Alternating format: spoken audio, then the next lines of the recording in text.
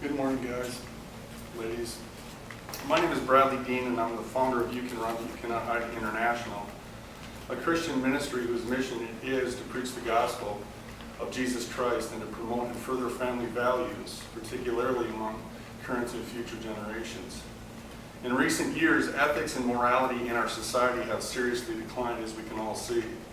This has resulted in the breakup of families, increased crime, and other serious societal problems. As a young boy, I experienced what it was like to grow up without a father to teach me these values. As my father was in prison for crimes that he had committed, my mother was mostly absent from my brother and me, and she was more concerned with her boyfriends than she was with us. As a result, from the lack of familial supervision, I fell into a life of sin. Unfortunately, by the grace of God, I survived my youth and turned to Jesus Christ for guidance, redemption, and salvation. While my profession as a preacher and a heavy metal drummer earned me a living, I've learned that my true reward in life is with the Lord, and I have found that I find my life where I gave it away for His sake. And for this reason, in 1999, I founded You Can Run, But You Cannot Hide International, a non-profit ministry dedicated to the spreading of the Word of God and awakening the nation. In the course of my work at You Can Run, But You Cannot Hide, where I'm joined by many, I've been fortunate to be invited by and to perform and to speak in hundreds of schools across the country, 331 to be exact, in over 22 states. I've also been fortunate to have a radio show called Sons of Liberty, which I also use to spread the biblical and American constitutional message. In the course of doing high school assemblies, I was shocked to learn that there were those that were offended at my message for teaching our nation's youth that homosexuality is not a preferred lifestyle. I do not dislike homosexuals. I seek their redemption, not their condemnation. But I've come to the position that I'm not, and I will not, and I cannot allow the gay lifestyle to be forced upon the nation's youth through indoctrination. My objective, as it always has been, is to protect our nation's values. And in teaching the nation's youth about the risks of homosexuality, I would make reference to how the left-wing media often furthers this regrettable lifestyle through its propaganda. And as a result, I was frequently attacked by the left-wing media for doing just that. In trying to further this mission, I once made a reference to how even Muslims oppose homosexuality under Sharia law. I did not suggest that I condone the methods that radical Muslims use to enforce Sharia law, but made this analogy to prod Christians to become more concerned about what was going on in our schools with the nation's youth.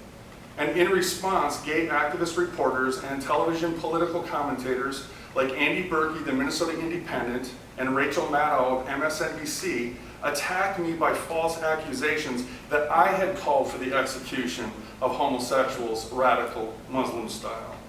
These attacks were not just intended to maliciously destroy my ministry and me for challenging the so-called gay rights activists, but also were intended to harm and destroy the presidential campaign of Congresswoman Michelle Bachmann, who, like myself, share pro-family values.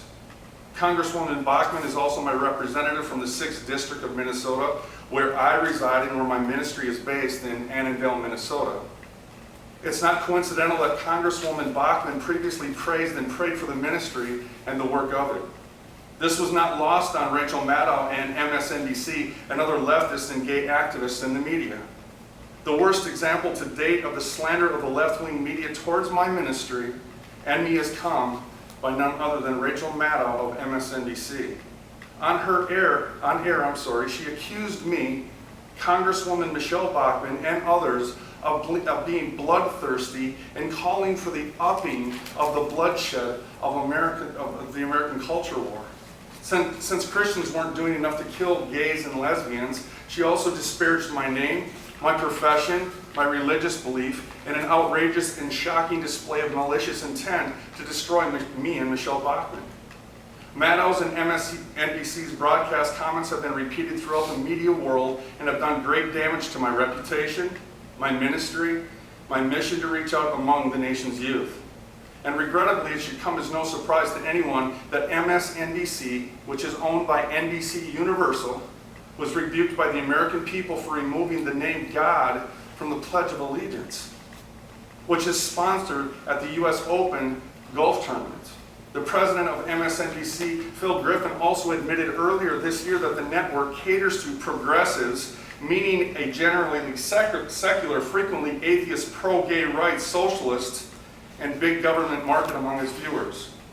It is clear that Rachel Maddow, Phil Griffin, NBC and its subsidiary MSNBC intended to use my ministry and me to destroy the presidential campaign of Michelle Bachmann, who they despise for her conservative Christian beliefs and her opposition to the gay rights political agenda. Today, I had my attorney Larry Clement file a lawsuit against Rachel Maddow, MSNBC, and Andy Birkey of the Minnesota Independent. It's regrettable that I had to take this action, but I felt that it was necessary to protect not only my rights, but also countless others who believe in family values for our nation's youth. Thank you.